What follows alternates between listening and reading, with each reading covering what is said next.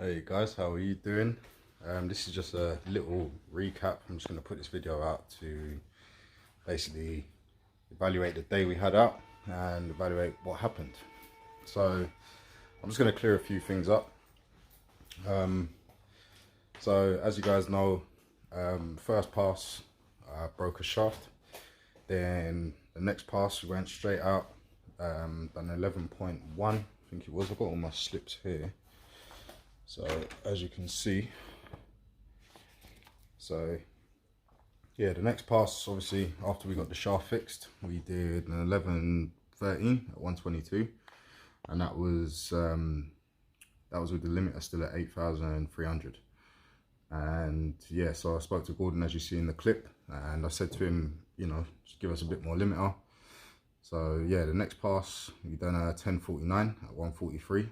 Which is, I was shocked. Everyone was pulling me out the car like, oh my god, 10.4. I was like, wow, didn't even know.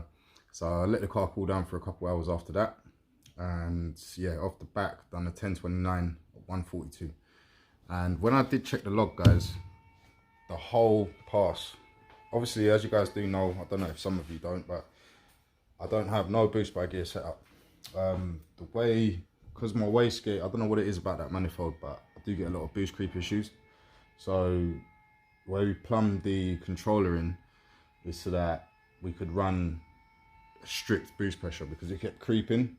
All we was getting was like 16 psi minimum on the gate. So yeah, we haven't even dialed in no boost by gear or nothing yet. So that's another thing to do when we come back out. But yeah, that was 20 psi through every gear, and it held a solid 20.8 psi through every gear. So obviously that's what the car was tuned on. So yeah, there is room for improvement there. So, and obviously suspension upgrades and stuff like that, because as you guys do know, the coilovers on this car are junk, and it did scrub my back tire very, very bad. I'll show you guys in a minute when I go around the car. But yeah, for the most part, guys, the main part of this video is basically to say what happened. So on the last pass, on the 10.29 pass, I finished the run and literally dipped the clutch in 4th gear, and the car just literally cut out. So I was like, oh. So I bumped it back in 4th gear, and my oil pressure was reading 2 bar, which is very low. Even on, like, in neutral, it normally reads like 4 to 5 bar when it's warm, because the oil thins out and stuff. But yeah, on a cold start, normally at 6 bar, and it drops down to about 4. Then it will drop down to about 3 when it's fully warmed. But it was literally on 2 bar, and it kept going down to the red, up 2 bar, down the red. So I was like, oh, something ain't right. But the engine wasn't knocking or nothing. So that's why I was a bit confused. So I literally just locked the car off, pushed it back down to the staging lanes, well, to the pit, shall I say, where our trailer was.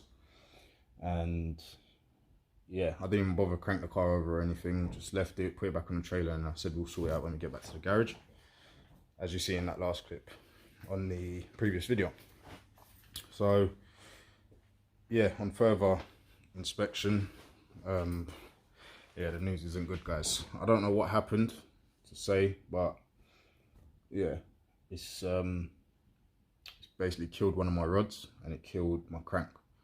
So yeah, this is how these things go, guys. I'm not even mad, you know, 10.29 on my first day out, I can't moan. But yeah, what I'll do is I will show you guys around the car, and I'll show you the engine. I haven't actually got it out as of yet, because I've just been up and down the country trying to get parts for other projects and stuff. But yeah, I'll turn the camera around and I'll show you guys. Stay tuned. So yeah, guys, here we have EK47, you know, prime, as I always say. But yeah, I just took everything around the engine off, so all I've got to do is just drop it off the mounts now and should be ready to lift out. But yeah, for the most part I'll show you guys the damage this caused, and I don't know why it done it.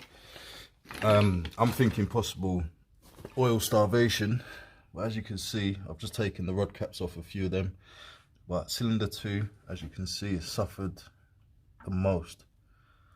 The rod cap, because I couldn't actually see it properly until we put the light on, but I will show you guys the actual rod cap. This is cylinder 2. That's cylinder 2. So yeah, so no bueno. But this is how these things go, guys. I can't even moan. But yeah, I've got all the parts on the way. The only thing I do have left to order is the oil pump, and I'm also going to run a clockwise motion sump baffle when I come out next. So that should help, because what did happen was, when I looked back at the video and I zoomed into the oil pressure gauge on that last pass, the gauge, when I done the burnout, as you see, I've got the gauge here, I done the burnout, it held at 6 and then dropped all the way down to nothing, then back up. So that did make me think, and I didn't actually look at it when I was driving, because it's hard to, you know, look at everything when you're driving. But yeah, so that was that. So I'm thinking we might have like when it sloshes all the way to the back and then comes back forward on the burnout, that could have been something to do with it as well. But I do think it was something to do with these bearings, because a few people I know have had problems with these bearings and these rods. These are the Manly rods, but they do make these new bearings now where they have a bit more tolerance. So yeah, man, it's just one of them things. Should be back out in like a month. It's nothing major, but these are the things that happen. If you watch Boosted Boys, you know, like the issues they go through with like bigger horsepower builds and stuff like that. But like I said, man, you're going 3 times the horsepower these come with from factory, so you gotta expect something to give. But I just didn't expect to go so soon. But anyway, it's just a learning process. But that's how it goes, man. Car was under a lot of stress, you know. She's just here idling in the garage, and next thing she's at the track doing 10s. So, you know, that's how it goes. I can't moan. It's all a learning process. But like I said, man, this is coming out real soon. We're going to start the engine building it in a couple weeks, because as you guys do know, the parts are on the way for this, and also the parts are on the way for this. So this is going to get done like in no time, and we're also going to start the build on that. And I did go out yesterday and I did get a few parts, but I'm going to leave that for another video. As you see, I've got loads of parts here. I also got a block there. Yeah, man, so I've just been collecting bits for Pearl. So yeah, stay tuned for that. That's for another episode, guys. But yeah, I just wanted to put this one out there, just as a little quick video, obviously, just to update you guys and just basically tell you what happened at the track day. But this is how it goes. So probably be dropping another video next week, so stay tuned, and hope you're enjoying the content so far. It's about to get even better, so make sure you're subbed, make sure you drop a like and drop a comment, let me know where you're watching from, as I always say. So see you in a bit, guys.